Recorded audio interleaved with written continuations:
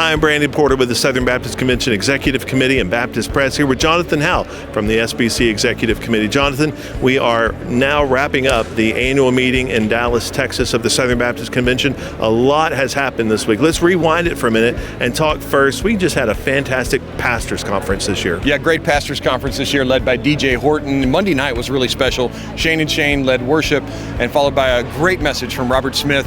Next year, the pastors conference president is going to be Aaron Bergner, who's a pastor down in Lakeland, Florida, right down the road from where we're meeting in Orlando. Yeah, absolutely. The messengers, thousands of people enjoyed our wonderful exhibit hall this year. Yeah, exhibit hall went really well this year. We had a new thing this year with the scavenger hunt.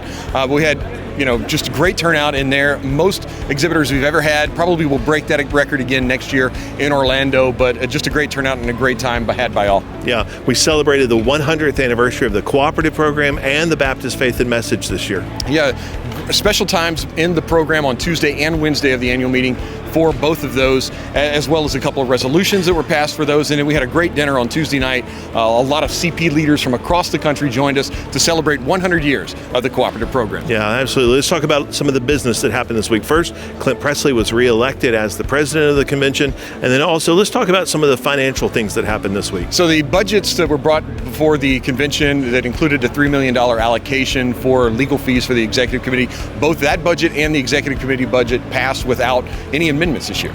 Okay, and then also talk to us about a new business and financial plan. Business and financial plan was brought before the convention. It's a revision, a complete rewrite from the current business and financial plan. That also passed without any amendments. Yeah, lots of motions came from the messengers this year. Many of them referred to the entities for them to deal with those. Talk specifically about some that came back to the floor. Yeah, two specifically came back to the floor. One was to abolish the ERLC. That one failed, about a 57 to 43 margin on that.